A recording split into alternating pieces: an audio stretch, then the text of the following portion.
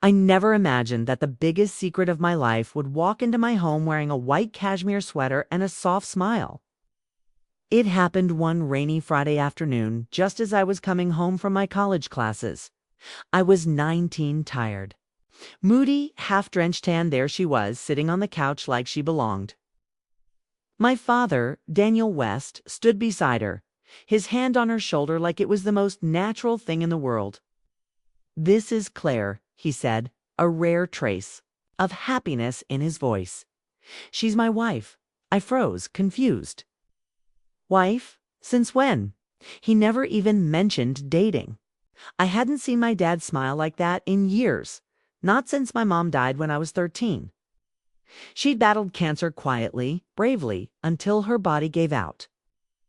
After that, my father shut down emotionally, threw himself into work, and raised me with structure and distance. Our house, big, modern, cold, never felt like a home again, until Claire walked in. She was different. Maybe in her mid-30s, too young to be my mom, too old to be just a friend. Her green eyes had this calm sadness behind them, like she'd seen storms and survived them. Her hair was dark, almost black, flowing just past her shoulders. She moved with this quiet confidence, like she wasn't trying to prove anything to anyone. And her voice, soft but deep, reminded me of late-night jazz on the radio. Claire wasn't like anyone I had ever met. She wasn't trying to replace my mother. She wasn't trying to be my new mom. She didn't even try to mother me yet. In fact, she kept her distance. We barely spoke unless we had to. But she was always there. In the kitchen, making tea when I got back from my runs. It's on the back deck reading books in the sun. It's curling up with a blanket during storms, watching old black and white movies on the projector wall. And somehow, without words, she became part of my world. But there was something else too, something neither of us said out loud. I felt it whenever I caught her watching me across the room, her eyes holding a gaze just a little too long. I felt it when she brushed past me in the hallway, her perfume lingering longer than it should have. And I hated myself for noticing. But I did. I noticed everything. The curve of her lips when she smiled. The way she'd tie her robe too tight when I walked into the kitchen shirtless. The way her breathing changed just slightly when we were alone in a room. It was wrong. I knew it. She was my father's wife. But she wasn't just that. Not to me. Not anymore. Then came the night I couldn't forget. Dad had gone away for the weekend, some conference in Portland. Claire and I were alone in the house. It was cold and windy, with rain tapping hard on the windows. She poured us windy bread. Rich hand, we sat on the back deck, wrapped in separate blankets. Watching the lake shimmer under the moonlight, we talked. Really talked. For the first time, she told me about her favorite cities, her regrets.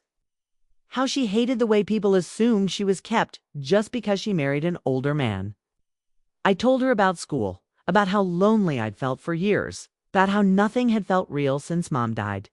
She touched my hand. It was innocent at first, just a brush. But she didn't move it away. "I'm not what you think I am," she said softly, her eyes not meeting mine. "What does that mean?" I asked, my heart thudding in my chest. But she didn't answer. She stood up suddenly and disappeared into the house, leaving her glass behind, half full. I sat there for another hour, staring into the black water, thinking about that look in her eyes, that sadness, that hunger, that something. I didn't sleep that night. I lay awake thinking about her, her voice, her scent, her touch. Wondering what she meant, wondering if she felt it too. That pull, that tension, that line we both knew existed, and were dangerously close to crossing. That was the night everything changed, and it was only the beginning. Asterisk after that night on the deck. Something shifted between Claire and me. We didn't speak about it, didn't even look each other in the eye for days. But the silence wasn't empty, it was heavy, full of questions we were both too afraid to ask. I tried to focus on my life outside the house, college classes, my architecture internship. late night workouts, but every time I walked into our lakeside home and saw Claire moving quietly through the rooms.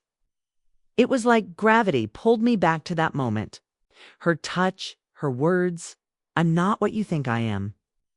That sentence haunted me more than anything else. What did she mean? Was it a warning, a confession, or something deeper? One rainy Tuesday afternoon, I came home earlier than usual. The house was quiet, no music, no kitchen sounds, just the soft hum of the fridge. I was walking past my dad's study when I noticed the door cracked open. Claire was inside, sitting on the floor in front of a low shelf. She didn't see me. Her back was turned, her fingers tracing the edge of a photograph in a silver frame. I recognized it right away was a picture of my mom, young and smiling. Taken just before I was born, Claire was crying. Not loud, sobs, just silent tears, falling one by one as she held the frame to her chest. My breath caught in my throat. I should have walked away, given her privacy. But something in me needed to know why. Why was she crying over my mother? When I stepped in, she jumped like I'd startled her out of a dream. "You shouldn't be in here," she said quickly, her voice thick and shaky. I didn't hear. "You come in. I didn't mean to. I hesitated." "Claire, what's going on? Why are you crying?" She avoided my eyes. "It's nothing, just memories of her," I asked gently. "Did you know my mom?" That's when something broke in her. She looked up, and for the first time I saw more than just guilt in her eyes. I saw history, pain, 1,000 stories she hadn't told. "Yes," she whispered. "I knew her before you were born." I felt my stomach drop. "What do you mean?" Claire sat back against the wall, her arms wrapped around her knees, like a child trying to make herself smaller. "Your mother and I, we were best friends. In college, we were inseparable. Till we weren't." I sat down slowly, heart pounding. "What happened?" Her eyes turned glassy. "I loved her, not just as a friend. It was deeper than that. We had this connection. But it was the 90s and we were scared. She wasn't ready. We fought. Badly. She left Seattle. I never saw her again." She paused. "Then I heard she passed away years later. I didn't even know she had a son. I had no idea she had you. I couldn't breathe. So, why are you here? Why did you marry my dad?" Claire shook her head slowly. "It wasn't planned. I met him by accident at a design event. I didn't know he was her husband. Not at first. He was kind. He listened. I was lost in my own life, and somehow he became a safe place. I wanted a second chance at stability. But then I moved in and saw you." Her voice trembled. "The first time I saw you, I felt like I was seeing her. Your eyes, your mouth, your energy. Everything reminded me of the girl I lost. But then you weren't just her son, you were you. Smart, driven, intense. You were grieving, just like me. And that grief pulled me in. I didn't know what to say. My hands felt cold. Claire, are you saying you came here because of my mom?" "I came to forget her," she whispered. "But I ended up finding her again. In you." A long moment, neither of us spoke. The room was silent, but our emotions screamed louder than words ever could. Claire was never just my stepmom. She was someone who carried pieces of my past before I ever existed. A woman tied to my mother's heart. And now, tangled up in mine. I walked out of that room in a daze, my entire world spinning. Accepting was what it seemed, and the line between love and betrayal had just blurred in a way I couldn't undo. After Claire told me the truth about my mother, everything inside me felt twisted. I wasn't angry, not exactly. I was confused, wounded. At night, I couldn't sleep without seeing her face, remembering the way her voice cracked when she said she'd loved my mom, that she had tried to forget her but ended up finding her again. In me, that thought haunted me. At first, I tried to avoid her. I'd come home late, eat quickly, then lock myself in my room pretending to study. But she was always there, moving quietly through the house. her presence lingering in the air like her perfume warm vanilla and something deeper, like rain on wood. And the more I tried to distance myself, the more I found myself drawn back. And it wasn't just attraction anymore, it was something tangled in grief, memory, and longing. Claire and I were two broken people circling this same pain, both haunted by the same ghost, my mother. One night, a storm rolled in. The wind howled through the trees, and the lake outside looked like black glass cracking under the rain. Came downstairs to find Claire in the living room, curled up in a blanket, staring at the fireplace with a half-finished glass of wine. She looked up when she saw me, her eyes tired but soft. "Can't sleep?" she asked, her voice quiet. I shook my head and sat down across from her. For a while, we didn't say anything. We just listened to the thunder and the fire crackling in the hearth. Then she said, "Do you ever feel like the past isn't done with you?" "All the time," I whispered. She looked at me for a long second. "Sometimes I wish I had made different choices back then. Maybe if I had been braver, she would have stayed. And you," she stopped herself, "you'd have a different life. You don't have to keep punishing yourself," I said gently. "You're not the only one who's hurting." She stared at me, her eyes shining in the firelight. Then, without thinking, I moved closer. It wasn't planned. It wasn't right. But nothing about us had been right since the beginning. I reached out and touched her hand. She didn't pull away. Her fingers curled into mine. Slowly, painfully, she leaned forward, and I kissed her. It wasn't soft or sweet. It was desperate. Years of loneliness poured into that kiss. It was her past colliding with mine. She kissed me back like she needed it to breathe. And then we crossed a line that could never be uncrossed. That night, everything changed. We didn't speak afterward. We just lay there in the silence, the storm outside matching the one inside us. The next morning, we went back to pretending. But the pretending didn't last long. We kept finding each other in stolen moments, quiet, urgent, afraid. We were falling deeper and deeper into something we couldn't define. Was it love? Was it guilt? Maybe both. Every time I touched her, I felt like I was reaching through time, through pain, through loss, through the shadows of two women who had loved each other once and been torn apart. And then, like fate had been waiting, everything crashed down. One evening, I came home from class and found Claire in the kitchen, barefoot in one of my father's button-down shirts, cooking pasta and humming to herself. It felt like a dream, like we were playing house. I wrapped my arms around her from behind, kissed her neck, and she laughed softly. "We can't keep doing this," she said, even as she leaned into me. But we did, that night. We didn't even hear the front door open. I didn't hear his footsteps until it was too late, and then my father's voice rang out, sharp and broken. "What the hell is going on here?" We froze. Claire turned, her face pale as a ghost, the color draining from her lips. I stepped back like I'd been slapped. My father stood in the doorway, staring at the two of us like he didn't recognize either one. His briefcase dropped to the floor with a loud thud. And the silence that followed felt like death. He didn't say another word. He just walked out.